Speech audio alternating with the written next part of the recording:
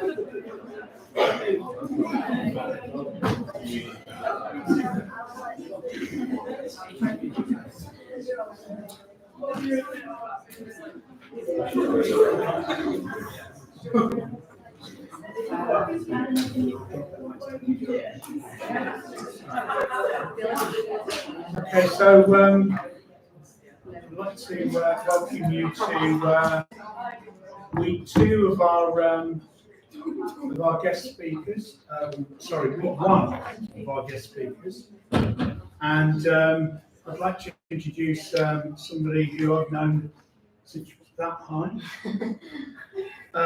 Katie was on the first iteration of commercial photography at Derby, and has gone into great success since.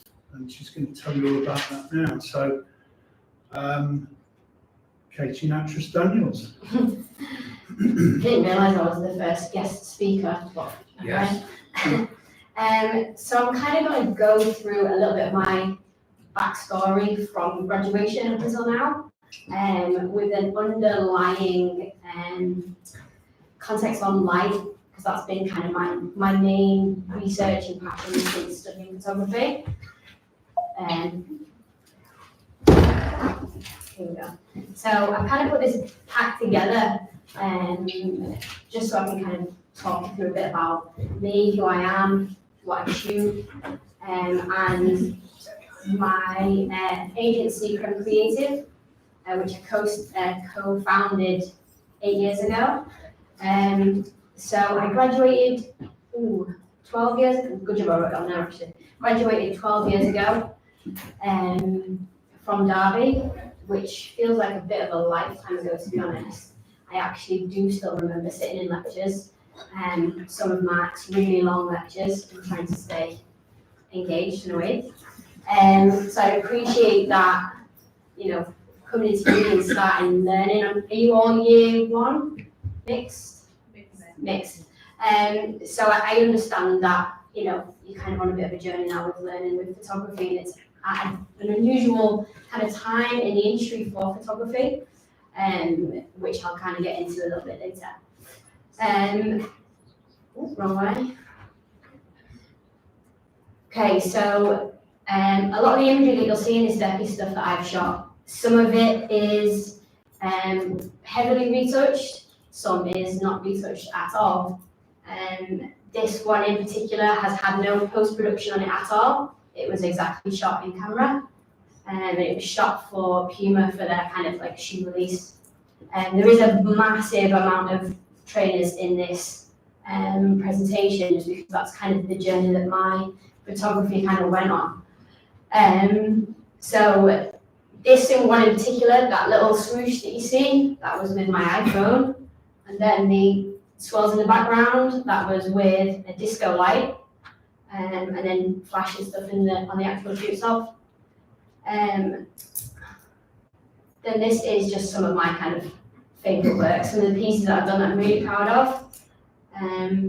Most of them on there are for clients, some of which is just testing work, which I do still try and do, which is kind of just me in the studio, playing with lights, playing with shoes, and seeing what kind of comes out. Something that I've tried to kind of keep hold of is testing, just because you can kind of get really stuck in a rut, especially when you're producing work for clients. You kind of end up being back to back, you never really get to fully develop if you kind of stay that way. So I've always tried to forge out time for myself and my own kind of creativity, which is how some of these shots have come about. There's top left one there, that was just at the end of a shoot. We'd actually been shooting that model feet. His face hadn't actually been featured. And I just asked him if he'd mind just sitting for me for 15 minutes. So we just did that in like a matter of 15 minutes, but it's ended up being one of my kind of favourite shots. Trying to get the hang of this little gun here. So this actual picture was taken in LA. It's of a random person on the beach. And I just kind of sat for a few hours with my camera and a really long lens and just watched the kind of sunset and really absorb like the atmosphere that was going on at the time. I'm kind of really fortunate that I've got to travel so much with my job. And we were actually over there on a shoot. But just to kind of sit and watch the world go by and just to be able to observe is kind of a little bit of a little pleasure. And a lot of the work that I really like to do is kind of in this vein, very kind of dark, very cinematic. I like to play with colour, I like to play with shadows. I think Mark also pointed out once that the Association of Photography would deem this a bad picture because of the shadows. But for me, kind of having that depth and darkness kind of really does pull you in. So it's something that it's kind of evolved over time, but this shot, I just kind of really love it. So this is kind of where we're going to go a bit more into the lighting stuff and my kind of play with it. Just by show of hands, who's used one of these? Okay. I have never used one, which is part of my confessions of being a photographer. I'll get more into that in a second. Who knows what that is that's circled in the red there? Yeah, okay, so that for me is the thing I use every shoot. If I'm on location, that little bar there is kind of my lifeline. That's what I'm reading constantly through the lens, that's what I'm watching. And then I kind of popped this in because these three for me, the light meter, the meter in the camera, and then this kind of traditional way of looking at light and shadows in a picture, and kind of the film shot on the left, and then the editing that they did in the dark room on the right. You can kind of see how someone has decided what they wanted to be lighter, what they wanted to be darker, and what was informed in that. So, just go back one. So this little fella here, when I say I use it all the time, that's technically not true. If I'm in the studio, I don't look at it. If I'm in the studio using flashlighting, I am purely shooting on intuition alone. I don't use the meter reader. So what happened was I decided that I wanted to understand light at a really deep level. That's all kinds of like flashlight, sunlight, light that comes out of the head torch when you're running. It was always just about light. And then when I'm on a shoot on location, that little meter reader there, that helps me shoot quickly. So I might be able to take a read of the light that I'm looking at in the set, and guesstimate what I want, how I want it to look. But then this little fella makes sure that I'm actually getting the model to look exposed or the clothing to look exposed, which is kind of what the clients are paying me for.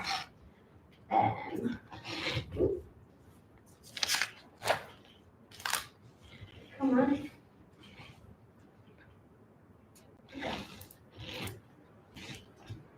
I think I've broken your remote, Mark. Here we go. So ignore that. Okay, so my understanding of light. So light shapes objects. It creates contours, shapes, outlines, silhouettes. It makes us feel things, and it can move us. We've all kind of watched movies where there's the light coming through and it feels really cinematic, and in that moment you're emotionally invested. That is obviously hopefully good light, good acting, but also the light and the atmosphere that the team behind it have created. You're kind of bought into that and you're invested in it. And once you kind of really get into lighting, when you watch films, it does kind of take that and lifts the curtain a little bit. You can't unsee what you've now learned, which has kind of been a bit of a downside to doing this, but it can move us, it free flows through everything. It's a constant and it's omnipresent. We have the ability to compute a moment so fine, it happens faster than a second hand on a clock. So I actually really like this as a thought. So if you're shooting someone, like the guy with the surfboard, that moment was so fine because I was shooting so fast on the camera that it was faster than a second hand on a clock. And that just blows my mind sometimes. So when you're working in like tenths of a second and you're capturing a moment, and that's kind of what we're all here to do as photographers, you're there to capture a moment or design a moment. So just thinking of that, that's how fine it is. You need that light because that's the only present thing.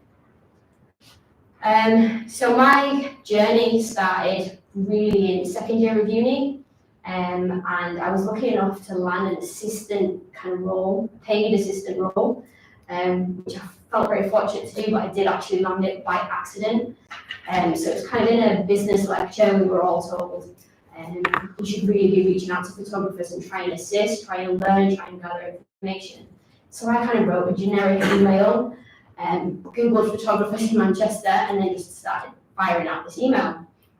And then what actually happened was I forgot to change the name on one of the emails. So I sent this email off, realised I hadn't changed the name, and through embarrassment and integrity, I decided to email again and apologise and explain what I was doing. And you know, I hadn't had a reply at this point from anyone. I think I'd emailed about 15 photographers. But I think you must have really appreciated my honesty. So we actually got me into the studio. I walked into his studio and it was huge. There was lights. It was kind of moody. And having only been in the studio at uni to kind of go into that environment, I was literally blown away. I was like hooked. It was just dark. I just was like, okay, this is where I'm meant to be. And the guy that I was assisting was kind of really at the top of his game at the time. He was shooting for some big clients. He had a Hasselblad. I was totally sold. And on my first kind of shoot, which he didn't pay me for, he was like, I'll show you the ropes. He kind of put this in front of me, and he was like, this is how you use it. It goes in there, you turn that, and you just do what I say. And I was like, okay. We didn't have anything like this at uni. I'd used some basic like Bowen's lights, I think, at the time. I was kind of honest with him and said I don't really know much about lighting, and he was absolutely fine with that. He was like, if you can follow instructions and kind of keep quiet on set, then you're good to go. So that's kind of what I did. For second and third year, I assisted him, and I kind of did what he told me to do. I moved the lights, I put the soft boxes on, I turned the power up when he needed me to. I was kind of his runner on the set, so he could just kind of orchestrate what was going on. And at first, I just didn't really question it. I just did what he was saying. And then I was kind of like, I wonder why is he doing that? How does he know to change that? I was like, why have I put this here? And slowly, like, the curiosity started like kicking in. I'm like, okay, so he knows what he's doing here. He knows he wants it softer. He knows he wants it closer. And I was like, what difference is that making? So I started doing this little circuit. I'd do the lights as he asked, and I'd get to the Mac, and I'd see the difference and see the change. And that's when I started to kind of piece together kind of how light was working. He never actually taught me anything. So there was never a moment where he sat me down and he said, this is why we're doing this. It was all just through watching, and I think being on set. And because he lit so many different things, I got to see kind of a fashion shoot, I got to see a location shoot, I got to see how to light a kettle, I got to see everything. So I was really fortunate in that kind of way. But also at the same time as kind of doing this, I decided that kind of researching and Photoshop was a kind of a real safe space for me. I liked assisting him because I never had to speak. He liked kind of assistants to remain quiet, don't speak to clients, don't offer any kind of set advice. You just look busy. So I kind of started editing his pictures. He'd give me like a handful and I'd play with them. And then at the same time, obviously producing work at uni, I kind of started editing that. And Photoshop and retouching kind of became a bit of a safe space. And I really evolved that to the point where I think it was actually in second year at some point, we had a new lecturer start and we had to do an assessment to see kind of like what level we were at. I think I whizzed through the assessment in about 10 minutes and she emailed me the next day to say, look, I actually don't think I can teach you anything. You probably better do a more guided learning, which I was kind of a bit gutted about, but I was like, okay, I'll keep going on this little learning journey. I was doing all sorts. I think I photoshopped myself into a field riding a cow. I was kind of really experimenting way out. I think Mark told me several times that I was over baking my imagery because I was just doing everything to it. And Photoshop at the time, this would have been like 13 years ago, it wasn't as it is now. So it was cutting things out wasn't as easy, and blending things together wasn't as easy. So it was kind of I'm lucky that I got to experience that then, because now it just makes so much more sense now. And this is just more kind of retouching, colour grading, bits of work that I've done that I quite like. Some quite cool ones in there. The actual robot arm with the Nike shoe, that was taken in my living room. We couldn't get a set quick enough, so I just decided to shoot it in my living room. So we can kind of imagine the retouching that's gone into that. And the robot arm's kind of built from scratch as well. So it's kind of quite fun stuff. And then you've got like the model guy there. It's had absolutely no retouching. It's all been in the colour editing and the grading and working with the sunset light and bringing that out and kind of adding the atmosphere through the colour. But while I was retouching and really getting into it and assisting, in my final year of uni, I actually stopped taking pictures, completely hung up my camera, went to Mark and sort of said, look, I know I'm doing a photography course, but I just don't want to take pictures anymore. And I've actually lost my best friend to cancer in my final year, and he's kind of the one that got me to go to uni. So it was a real big emotional kind of tie to holding a camera. And I was like, look, I promise I'll still use my work, imagery that I shot in first and second year, but I'm just going to focus on producing a portfolio of retouching. So that was as I was leaving uni, like third year, just after Christmas. So from just after Christmas of my third year, stopped taking pictures. I was like, I'm good. Leave the camera there, off on a retouching journey. And I was lucky that I kind of was relentless on that. I ended up working for some quite big magazines, some quite big photographers. I really like put the work into having like a bit of a freelance retouching client database. And I was kind of booked and busy until I wasn't. And what I figured out was, as a retoucher, my skill set wasn't diversified enough. And it was kind of very seasonal. So just before Christmas, retouching stopped. And I had been first kind of year of being a freelancer, so I didn't think to kind of save money and do the sensible thing. I just lived life. I was like, this is never going to end, woo! And it didn't. And then the work dried up, and I hadn't thought about the peaks and troughs. And I got offered a full-time job at JD, and kind of took it. I was like, yeah, that's probably the sensible move. So I started back in full-time as a retoucher there, and was able to take everything I kind of learned as a retoucher out in the world and apply it to helping them develop their King of Trainers styling. So they kind of, all the JD trainers that you see on billboards that have kind of been up and around for years, I was kind of on the team that developed that as a style, which is how it ended up being so ingrained in kind of the sneaker world. It kind of evolved from working with that and making a style set for how the King of Trainers should look.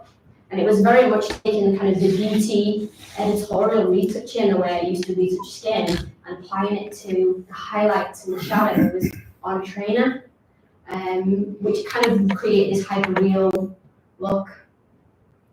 Fast forward, because there's a whole period of time where I bounced around after JD to a few different places. But basically, one day I woke up and was like, I can't do this anymore, working in an in-house. It just wasn't for me. So I quit my job in a bit of a blaze of glory and decided to go freelance again, having learned from my mistakes before. What I'd also spent a lot of time doing in that period was diversifying my skills. So I was a retoucher, but I also advanced into doing graphic design, into doing art direction, into learning how to present work. So I kind of had collected a lot of these skills while working in-house. And then when I started Creme with my wife, we decided that we wanted to kind of produce and create work that would be, you know, the creme de la creme, hence Creme. Once we kind of started that first year of having a business, we were really lucky. So we worked with clients like Lacoste, New Balance, Reebok, all within our first year of trading. With us art directing and presenting concepts and presentations to clients. I wasn't shooting, I was doing some retouching, but I was mainly like art directing, we were putting things together. And Emma, my partner, my wife, she would produce the shoot, so she'd plan everything. And then we were about, I think it was just over a year in, and we presented for a very big job. It was kind of going to be a bit of a pivotal moment for our business. And the photographers that we'd been using were kind of getting quotes in, and the quotes were crazy kind of money. And we knew that the client would not sign it off, so it was kind of like we were about to lose a job. And in a meeting, I don't know how it even came out of me, but the client asked who's shooting it, and without even thinking, I just said me. Now, bearing in mind at this point, I hadn't picked up a camera since my third year of uni. I think it was like 5 or 6 years later, this was. So to say I would be rusty would probably be an understatement. And I'd just thrown myself into doing this first shoot. I still don't know why I even said it, but I did. And the first shoot, that's in a little bit. The first shoot taught me something that I had never really thought about. As a creative, I always thought the photographer was defined by using the camera. And what I realised was to be able to pick up a camera that I had no attachment to. I didn't own a camera, I had to hire a camera to do the shoot. It was just a tool, it didn't mean anything to me, this physical camera. And the lights that we hired, they didn't mean anything to me either, but what mattered was how it was going to look. And these tools, I really quickly just had to refresh my memory, back on YouTube, remind myself what an f-stop was, back in the studio, kind of had to play with some lights. I was like, okay, let's just go for this and see what happens. So that was kind of one thing that really stood out to me was the camera is just a tool. The understanding comes from knowing the light of what you want to see, what you want to show to people. So a giant sun, because why not? The light for me isn't just the studio light, it is often ambient light, sunlight, and knowing it and seeing it, you know, even when you look around in here and you look at light from the projector, light from that little thing, like everything has a different kind of light. And the only way you can really start to understand it is just by looking at it, questioning it. What does it do? What does it do to the things it touches? Different materials, different textures. Getting into a studio and knowing the studio light when you've got all the different attachments, like it can be overwhelming. So just start with the one good light, which is kind of a good little bit of advice if you kind of wanted to understand lighting. Using that on set, on location, is always a great place to start. Seeing what it's doing, look at the shadows on the floor. Like we've all seen the long shadows when the sun's setting, and then you can kind of do that math and go, well, that shadow's long because the sun's lower. It's little things like that, knowing, reading shadows with the light.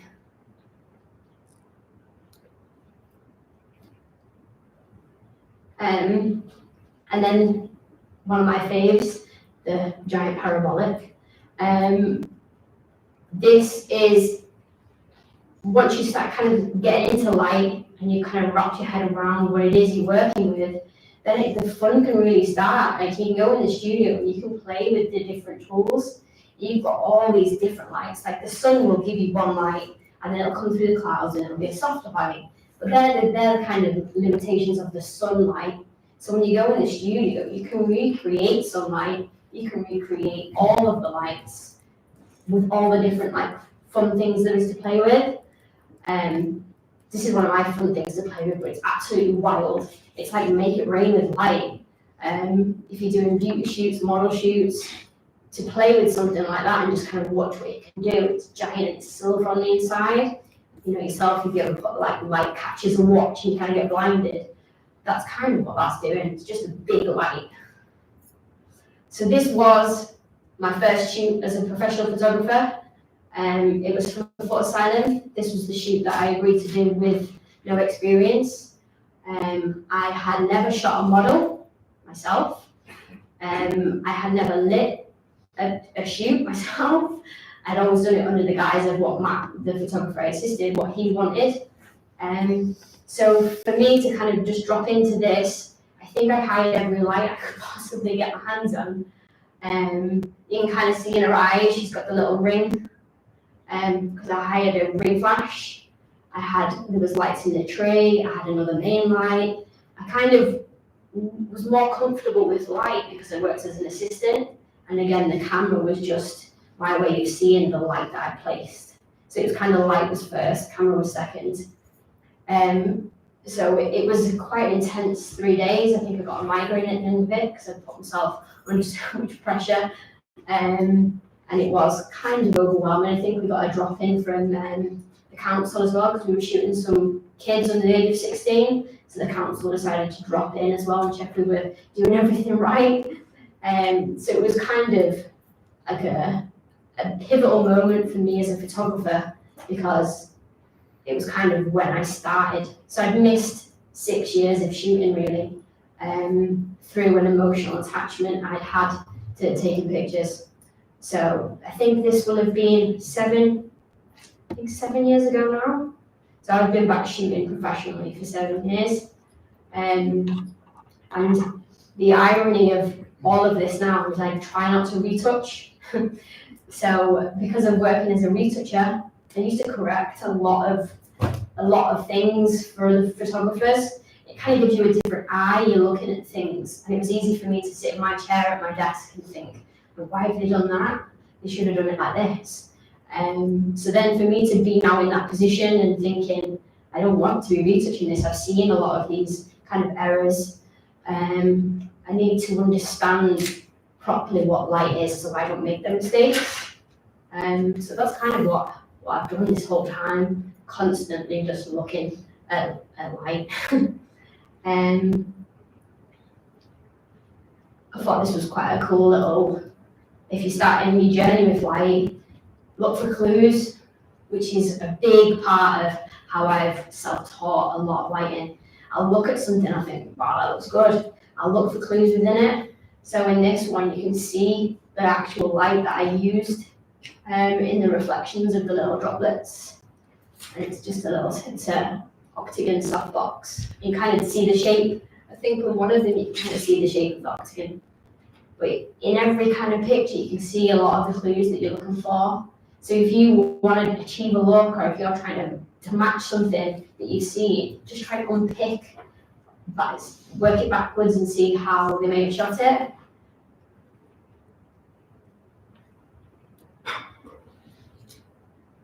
So this kind of, the next portion is very much kind of current day. This is just where I'm at literally in the last few weeks.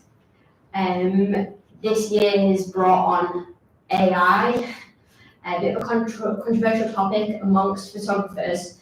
My stance on it is I'm kind of here for it at the moment, mainly because we've been able to use it as a tool within Creme Creative to present our ideas to our clients. So we've been able to kind of, because we know what we want, we know what we're going to shoot for our clients, and you can spend a lot of time on the internet looking for photos to put into a presentation to then show to a client who will then make their own interpretation of them images. So to be able to use a piece of software where we can write what we want to show people and then it generate images that we can present and then we go and shoot it, it's kind of been a bit of a game changer. And it's a bit of an interesting flip on AI within photography because there is a lot of talk about, is it something to be scared of, is it going to take our jobs? But technology has advanced so much even in the time I've been, working in the industry. When you think of kind of even megapixels in cameras and the fact that my camera now has a touchscreen on the back, you know, with CGI as well. So there's been a lot of developments anyway. And this is just the continuation of that. So one of these is real and the rest are AI. I'll tell you, it's that one that's real. These three were part of the presentation that produced that one. So this is kind of one of our presenter decks. This is just a portion of it that we would present to the client. So this particular client wanted to take the inside, outside, and they wanted a premium looking outdoor shoot in the Lake District. So you can kind of see we presented two different directions. Nocturnal Explorer, which would have been shot high up in the lakes at night, and then the Mountain Ranger, which was kind of using the mountains as the backdrop, and felt a little bit more wintry. And you can kind of see there the two mood boards that we presented. Now the bulk, I'd say 80% of the imagery on there is AI, and there's only a handful that were real imagery.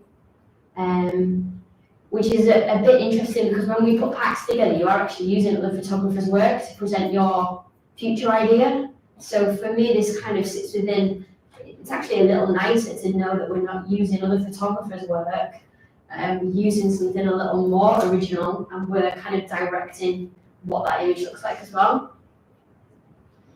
So here's the one on the left was the AI, and then the two there were the real imagery. The irony is that the one day we shot in the Lake District, it was one of the brightest days that we've had in recent weeks. So it was full sun, bright blue sky. The model had a fan to keep him cool because he kept sweating and his makeup was not enough. And we hoped that the client was going to be okay with it looking a little more autumnal and less wintry. Unfortunately, he then resent me back one of the pictures of the AI and said, can we make it look more wintry like this? And so dusted off my retouching boots and we had winter created. So even, you know, you'd think going up into the Lake District, chances were that we were going to be all right and getting a little bit of cloud, but it was quite literally the bluest sky I've seen in ages. And then this is the prompt that was used within Midjourney. I don't know if any of you have kind of explored AI or thought about AI in any way, but this was the prompt that was used to create those previous images. This image is one of the ones that was taken on a sunny day. But what I've kind of discovered while exploring Midjourney and using it to create these references is that it is entirely dependent on my previous knowledge. So from the past 12 years of understanding what it is I want to see, to be able to then verbalize that, to get kind of the imagery that we were getting out of it, to be able to use it to present to paying clients, is kind of, I'm grateful that I've got the knowledge to be able to do that, because we've had, since we've been doing it, obviously clients are kind of getting a bit excited about it. We've had a few people asking if we can do shoots for them with it, which we can't do. But a few people have thought, oh, kind of, it looks easy actually, let me just try it. And it isn't as easy as you think it's going to be. You can get, it kind of has its own interpretation of what you've written. So what you write and how you write it and the order in which you write it are really important. So kind of to put that into, you know, like into an order where it can understand it, to be able to then give you imagery. And each time you put it in, you'll get something different. So I actually put that in, I just kept putting it in that same prompt to see what would happen. And it just kept producing like different rogue things each time. But you can kind of get into the ballpark of where you want to go. So this has kind of just been a little bit of my my mantra, if you like, for sourcing as much information as physically possible. I've always kind of known what I wanted to see, and I haven't always had the skills and the tools to be able to do it. But if you know what you want to see, then you kind of know what you need to learn, which is kind of how I've approached photography, retouching, filming, motion design, motion graphics, graphic design, art direction. kind of the breadth of things that I kind of do for our clients now is huge. And mainly just because I've always remained curious of kind of learning about it really. And I think that's the end.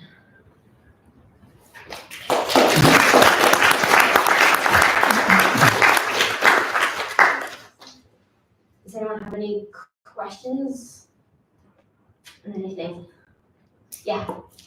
Earlier this year, the first music video was created with AI, specifically just AI. And I was wondering if you would, your opinions on like using it within moving images and editorial work. I think from my understanding of it, it requires creativity to produce it. So there is, at this stage at the moment where it's at, it still requires a team of people with deep understanding to be able to put it together.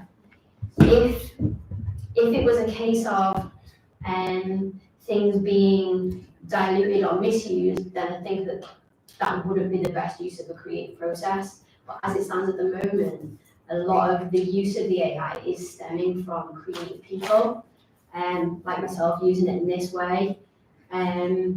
So to produce things like that, I think is good. I think it's good to experiment with creativity in that way. I think where it starts to become a bit of a grey area is when people are using it by misrepresenting people that look similar. So you can kind of put a whole model agency's database of imagery through an AI and you can start to use other people's faces. That's where it starts to become a real grey area because then you're kind of profiting off somebody else. So it is still very much an evolving kind of field, I guess. But I know even when kind of CGI started, everyone was kind of in a similar sort of thing. IKEA famously sacked all of their photographers in favour of CGI, and at the time it kind of kicked off within the industry.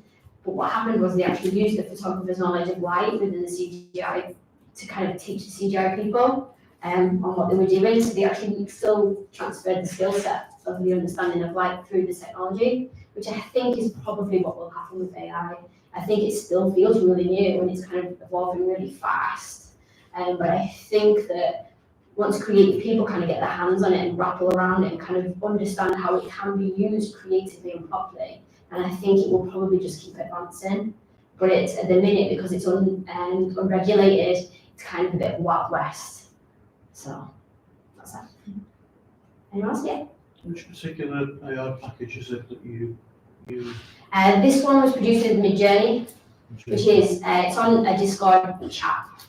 I think it's like a $20 subscription, and you can kind of just go on a kind of a private chat with the Midjourney bot, and it just kind of looks like your Discord chat type of way.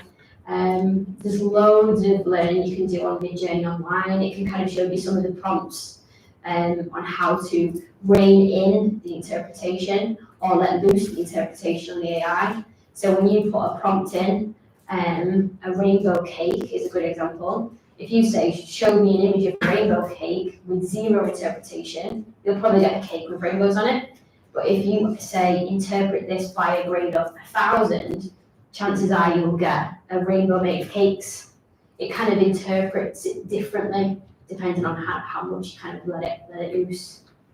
Which I've actually brought that back. So I was kind of had it on like, I think it can grade it from 0 to 1,000. 1,000, it will show you wild and wacky things. And then 0, it kind of stays close to what you're asking for. And I was kind of had it about 750, and I was getting some, it was just too wild. There was like 6 fingers and things like that. So keeping it in 0 is like a base for what you're trying to look at. It's probably a better way to start. Anyone else? I've got a question. Of course. Always. Why didn't you just submit the CGI stuff to the client? In what? In the actual? Yeah, instead of shooting it, why not just give them the CGI? Because it wasn't their product. Uh-huh. So there, if I can go back a few. So you can kind of see the product that this AI model is wearing is just, I think I used a prompt like streetwear, Can't quite remember what I used on that one. It's something along the lines of like streetwear, sportswear. And that isn't a replication of the actual client's product. That's their product there. And on Midjourney and the AI platform that we were using, we couldn't put that clothing in and it do a replica, so it couldn't take that clothing and put it on that model. So. But the other thing that I wanted to get to is the fact that at the moment there's no copyright on any of the CGI generated stuff. So if you generate anything by CGI, there's no copyright on it, because if it doesn't have an author, then it can't have a copyright.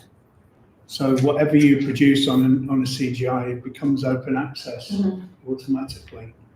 So using it as you've done, and this is where a lot of the concern is with CGI, and also where it learns from, is quite interesting.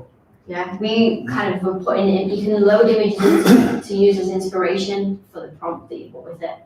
So we were kind of putting some imagery in and then a description of what we wanted to see. And then we had a similar instance where I was on set with a makeup artist and she was kind of flipping out that she was going to lose a job to AI. And I was like, you're all right. She went, let me have a go. So she kind of sat with the AI and she was like, right, I want to see a model in Ibiza. I want it to look like this. And I want a makeup to look like this. And I'm like, okay. So we put it in and the AI did that. It produced a model in Ibiza. She was an unknown face, so it was like not a model that had been ripped off or anything. And then she was looking closely at the makeup and she went, oh, it's all right, my job's safe. I was like, okay. Because her as a creative, even though she knew the words to say, she would look at the details. The details weren't there. Like I looked at it and I thought the makeup looked great, but that's not my field. And so she kind of, it put her mind at rest, but then she was like, oh my God, have I contributed to the AI? Because we put imagery in. So then she was panicking, thinking that she contributed to the evolution of it, but she hadn't. Can you elaborate on the, you talked about the kind of prompts and about the knowledge you've got with your own practice. What kind of things do you know about your own practice? Is it something as fundamental as the lens you often use, or the apertures, or the there's a lot of. I have put on these at the bottom. Once I finish the prompt, I would put the camera that I use, my favourite lens, colour grading that I like tonal colours. So a lot of, which is kind of ironic because when you look at a lot of the AI that I've pumped out, it does actually look like I've shot it, which is really quite interesting. A lot of people that we've kind of showed it to, it has thrown them off a little bit. People that are like familiar with my work, like clients, have thought that it's imagery that I've actually shot, which I think's why it's a little intriguing to me, because I'm like, okay, so it really isn't the camera, it really is the creative that's kind of producing it. But that was something that you kind of came in that experimenting process, wasn't it? That you stumbled across the fact that all of a sudden, when you put in these prompts, suddenly it started to look like you, and look like you'd done it. Yeah. Even before you'd done this stuff, some of the earlier stuff was starting to look. So did that lead you more into that kind of, into understanding what that was? And I think because it started to look a bit like work I would produce, it made me feel confident in presenting that to a client. Because I think if we were to present this to a client and I had absolutely no clue on how to achieve, for it to look anything like what we were presenting, minus the weather, I couldn't help that, unfortunately. I've got an element of confidence in being able to produce it because I know that I can back it up on set. So I think that's the other kind of layer to it. I'm able to kind of use the AI in a way to present to clients in which they're actually having a much better experience. Previously, we do use a collection of a mishmash of pictures sourced from all over the internet, and you're kind of hoping that they're going to interpret it. And then when you get the kind of final images in a little bit of a grey area, and if they hadn't interpreted it correctly when they've seen it, then they signed it off and didn't do it, and they're like, that's not what I thought it was going to look like. And we're like, well, we presented it that way. This pack, this way was it? This kind of left no no way that they could interpret it any other way. But it's still something that's evolving within our business, because we've got a shoot in New York coming up, and we tried to use the same method. So a similar sort of, this is what we want to see, this is where we're going to shoot it, these are the neighborhoods in New York we're going to shoot it. And it's still giving us stuff, but the actual vibe of like the clothing and stuff is completely off. It started to make everything hugely oversized. And once it kind of starts doing that, you almost have to start again, because it thinks that's what you want, even though you never told it that. So it's still not 100%, but I actually prefer presenting it this way than using other photographers' work. How much effort do you put into the planning of overseas stuff, shooting, say you're going on a shoot like this? How much preparation, who would you contact to do things like that? This shoot that we did in the Lake District, that one had, I think it was about 3 weeks it took us to get prepared for it. The Perspex box that we ended up using, I think that was like a week and a half to produce, had to be able to hold the weight of a grown man, so there was that kind of underlying in it. Then there's the recce, where we're going to shoot, the plan, how the day is going to unfold. We go actually on where we're going to shoot, see where the sun is, or the clouds. All the team up there, getting all the food. There's quite a lot goes into shooting on location in the UK, and then shooting kind of abroad is a whole other kind of stress in itself. Do you use a producer? Emma does all of all the production. Yeah. So, Emma does all of our production. We've used production teams abroad, so we did a shoot in Ibiza where we used like a guy on site. He kind of has a minibus full of waters. They know where's the good places to shoot in Ibiza, so they'll kind of ferry you around, which is quite handy. But there's kind of these pockets of producers that kind of, especially in the big cities and the places where people shoot frequently, you can kind of book someone that will take care of you while you're there. We shot in Paris once without a producer, and it was probably one of the most petrifying experiences. We shot kind of near where the Moulin Rouge is, and we had my kit. The model, it was a female model, and we were shooting kind of a women's fashion shoot, and she felt unsafe, and that was because where we were was quite crowded, and obviously when people see like a big set and lights and cameras and stuff, they just kind of stop and watch. And that particular part of Paris, it was just quite busy, so she was kind of getting, she felt a little bit unsafe. We had to stop the shoot. We kind of just had to wait a minute, let it kind of all calm down, and then we had to move locations to another place where we hadn't recce'd. So there's sometimes there's stuff that just kind of comes up that you can't really prepare for, because when we recce'd it was quiet. And that particular moment was just really busy. So sometimes in shoots like that, you need to employ security. Yeah, don't you? security. So that stops people walking onto the set and stuff like that, unless that's what you want. But tell me something about permission and licenses, because sometimes, well, I know in Paris and New York, there are places where you can and can't shoot, and sometimes you need, metropolitan licenses to shoot from certain agencies that you go to gain permission for that. Yeah, I mean, because we know kind of the rules and regulations that you can find in some kind of busy cities, we do try and keep our shoots quite small teams. I don't take any kind of big tripods. If we use video crews, they don't use anything that's fixed on the floor, mainly because the licensing can take weeks. It can be quite expensive. I think to shoot in the London Underground, it's like thousands of pounds and can take months to get approval and things like that. So we shot in New York a few years ago, and I thought it was going to be a great idea to fly my drone. And we were 22 stories up. We actually shot on a rooftop that had no edge. So I think it took about 5 weeks to get the insurance approved for us to shoot on this particular rooftop, which was incredible because you kind of got a full 360 view of New York. And then I thought it'd be great to get a drone shot. and they were watching me on the CCTV, like the people that owned the roof, and they literally came running out and were like, if you fly your drone, it'll just, as soon as it had left kind of the edge of the building, they had like a parameter in New York that would have just killed the drone, essentially. So I was like, okay, that's why they came running out quite quickly, and we set a torpedo loose off the side of the building.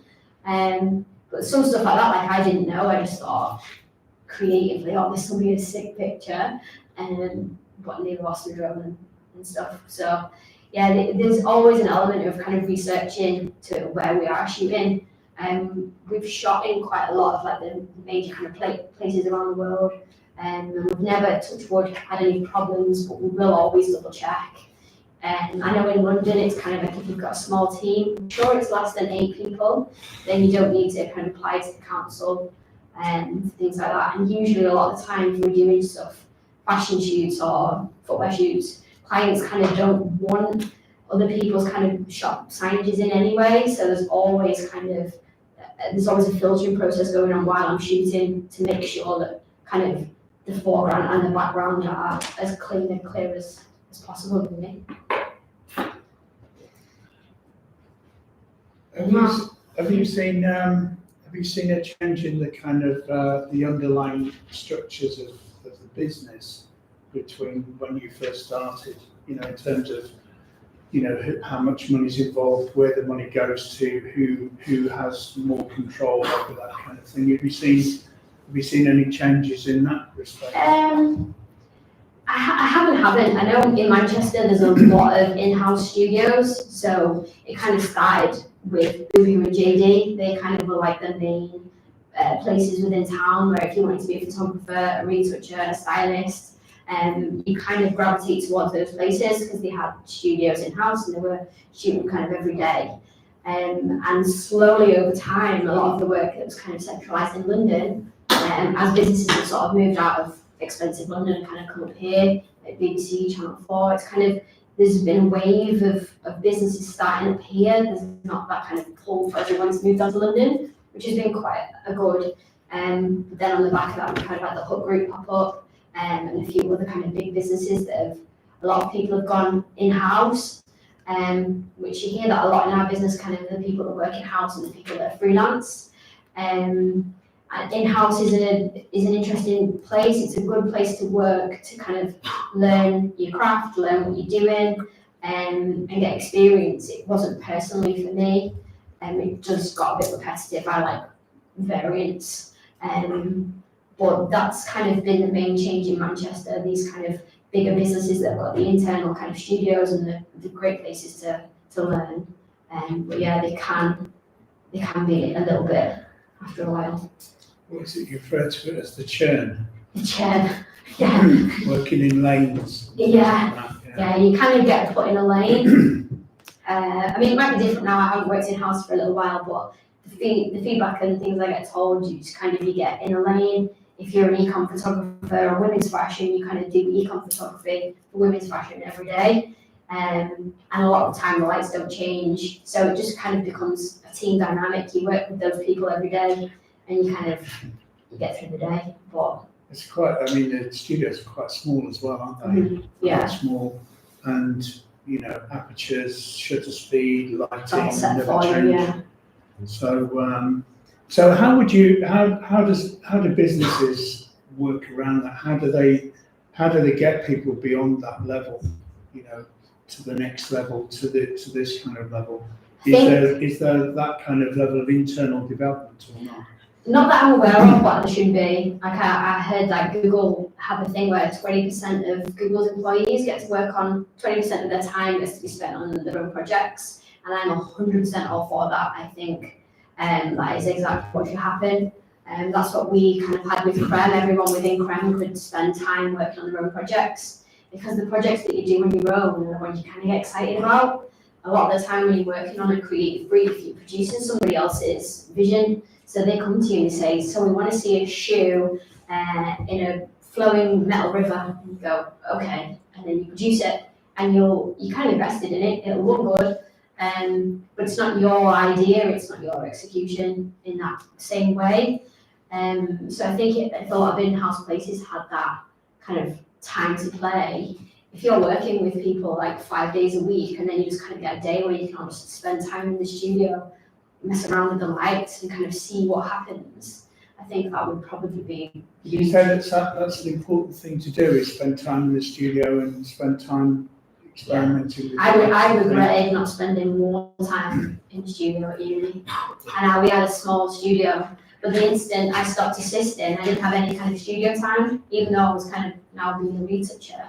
That kind of element of playing with lights and seeing what happened, it went away. So as soon as we got a studio space, we had like our own super large studio, which is kind of fun. I'd just be in there like playing with the lights, and it's cool that that's my job, but it also fed into all of the work. So people come and pay us, and they pay us off the back of oftentimes things that I've just produced for fun. So that's kind of quite cool, I guess. When you said about art directing in that, can you just elaborate to everyone what that actually entails, what an art director does? So as an art director, my role was to put together a shoot idea to help sell a product, often a shoe, and to then take that idea and go to a photographer, a retoucher, graphic designer, to take that idea and kind of get it produced to the best it could be. So art directors often have a vision, you know what you want it to kind of feel like, and then I would work with the photographer and kind of say, that's not quite the light I wanted more like this, or yeah, that's exactly looking right. So often you're orchestrating the creative process rather than necessarily being part within the process. You're kind of moving it along through all the people and all the channels. Do you think there's an element of you being able to, of anyone being able to step into both roles, that as a creative you're in control of that whole creative process, whether or not you actually operate the camera, because so there's you're doing more kind of moving image, aren't you? We can't do everything from that perspective. So are you kind of able to step seamlessly from one role to the other, from kind of director to to photographer? Yeah, yes and no. I think photography is slightly different. So if I'm shooting, I can't also art direct myself. I've tried.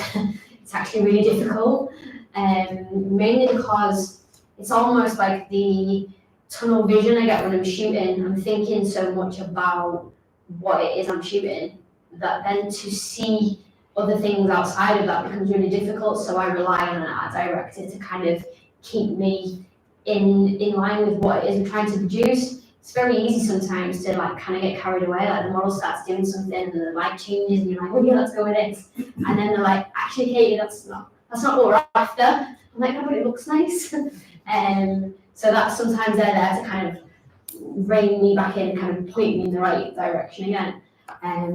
But it is really difficult to also turn off being kind of an art director as well, especially like I produced this particular pack. So I kind of art directed this pack to then switch into a photographer, and the client was on set, and I was also doing video on this one as well. So I was kind of covering a few different bases, but we had an art director on set who kind of kept everything moving and meant that I could kind of turn that part of my brain off. Because you just start overthinking. As an art director, you think about what the client wants, or the client, you kind of preempted everything that the client is kind of going to think. And when your photography brain starts going, it's still there, but you kind of get lost in the moment of shooting, kind of get carried away. So often having that voice there is quite good. But switching from photography to video on the same set is also very difficult, because it just uses an entirely different, you're using a different visual part of your brain. So that's been quite a challenge. Can you say a little bit about your how you work with other creatives and with clients? Because obviously sometimes, as you say, there's a number of people on set, and everybody has a kind of a vision of what they think it ought to be. How do you kind of reconcile all those? How do you bring them all together in that one thing? How much control do you take over that process, or do you allow the client to just direct the shot? So a lot of the time, won't let the client direct, only because the client doesn't always know best. But on a lot of shoots where we have a lot of people present, a lot of people doing different creative things, there'll always be a kind of, everyone gets to see this, the brief, makeup artists, stylists, everyone's working from the same sheet essentially. To have a lot of people on set, we would always make sure that the people we booked were trusted. So hair and makeup artists, stylists, videographers, they're always people that we've either worked with before or have been recommended.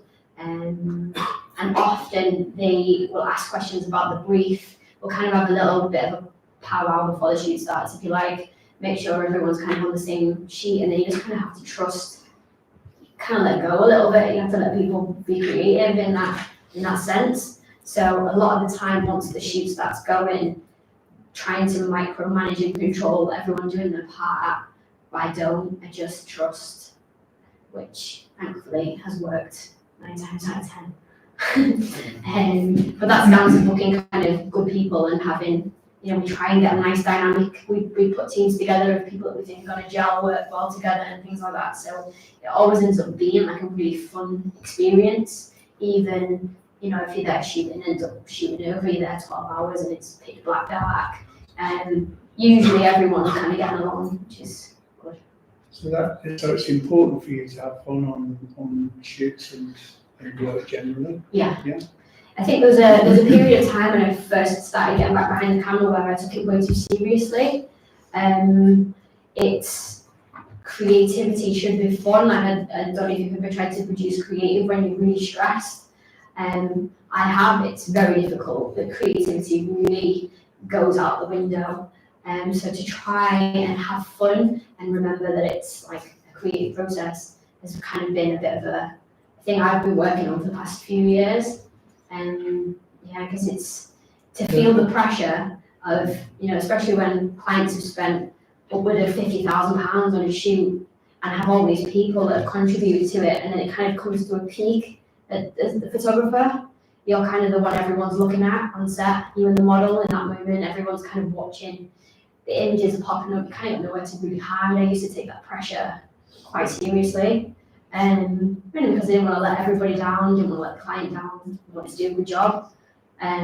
But slowly over time, I think as I kind of got just more comfortable with the process, it's just been a bit more about kind of, let's just have fun and try and enjoy it. When you just said then about things popping up, can you just elaborate on your well, you know what I'm asking. So when things go wrong. Well, no, about tethered shooting, the importance of kind of looking at the final things with a group of people. Yeah, when you start shooting on set, there's literally anything can start to go wrong and potentially will always go wrong. This shoot here, I lost a light. The wind got hold of my brolly, so I was basically using a fill light on the model to cancel out some of the sunlight because I knew I was going to have to drop in clouds afterwards. So we were on the side of a mountain with the big brolly on it, and the wind picked up. The brolly went, snapped. So, and that was midway through the shoot. And I didn't have another soft light fixture on me, so I had to think really quickly, and because the client was present, I also couldn't show any kind of signs of panic. And I was also quite gutted that I'd just broken a £500 camera attachment, light attachment. But accidents happen, and there was nothing I could do about it, so I just came up with a totally different kind of light in that moment, which ended up actually working quite well with where we were shooting. But, that was, the light literally just fell over with the brolly on it. Often when we're shooting, you may have seen the orange cables, the tether cables, they break all the time. You can shoot sometimes. I shoot on a mirrorless camera now, so it's pretty silent. So I might be shooting away, and whoever's watching the screen might not know I'm still shooting because they can't hear it. And I'm like, why are they talking? I'm shooting, they should be watching the screen. And then I'm like, are they all right? and they're like, oh, nothing's come through. I'm like, oh. So I've just been shooting, and then kind of look down at the camera and I'll flick it off, and it's like 30 images pending. So I then have to redo it, and you instantly just have to let go, even if I know that some of them images were stunning. Portfolio or anything, I'm like, they're gone, nothing anywhere. You just have to move on quite quickly.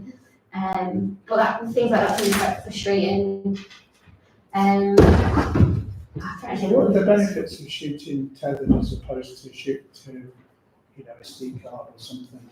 Mainly for client and team visibility. So hair and makeup artists need to check skin, need to check the hair, everything's looking right on set, especially when you're using flash because it'll look different than in real life. Stylists like to make sure that it's looking good. Art director, make sure everything's looking good. I never really get to look at the computer once I'm shooting, mainly because there's always people around it. You may have scene shoots kind of going on where there's quite literally a crowd of people. Everyone's watching it come through, so it's like a live feed of what's happening. Which used to be when I first started shooting quite a daunting thought, because not every shot's a great shot, and sometimes you're kind of maneuvering yourself and you'll shoot at a few bursts before you find actually a sweet spot. So you know that there's some absolute duds. I don't really know why I'm shooting them, it's what I do. But they kind of will come through and people are seeing it. If I'm in the studio on my own, I tend to, as I'm setting up lights, that then becomes a tool for me to use. So if I'm shooting a footwear shot where I'm using maybe 4 or 5 lights, I always start with one, and then I'll shoot it and see what it's doing, and then I'll get that right, turn it off, move on to the next light. So I can kind of see it all building up, and then I'll turn all the lights on at the same time and kind of then fire the shot, and at that point it should look exactly kind of how I wanted it to do. Shooting footwear or any still life in the studio tethered is really, really important, because there's no way on the back of the camera you can see what your light's doing. Sometimes you can't even see if it's in focus, or if your focus point is in the wrong place. So to shoot tethered in the studio, especially shooting still life, it's just a tool that you can kind of see your light. Couldn't imagine not shooting tethered, to be honest. Has anybody got any questions? Any more questions? Yeah. What do you recommend for getting into an agency? For getting into an agency, as in to be represented by an agent? Yeah. I mean, I haven't been represented by an agent, and it's something that I've thought about and explored, but I don't know if my style as a photographer is unique enough to be in an agency, but that's sort of my thinking. To be with an agent is, it can be really beneficial. They will obviously funnel you work, they'll handle all the finance side of things, you just kind of wait for them to kind of get you booked. But I think they look for uniqueness in the style of shooting. So I think as long as you've got a portfolio of work that is solid, so you can kind of tell that it's you, then it's just a case of kind of hounding them until they'll speak to you. Anyone else? Okay, well, thank you very much. No problem, thank you. That's brilliant. And let's hear it for Katie.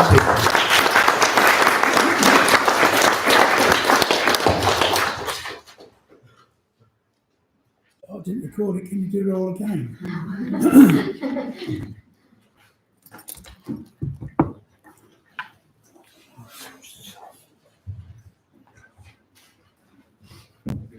Can you see where it's End. Yeah, that's it. End stream. Yeah. Sec. Yeah, so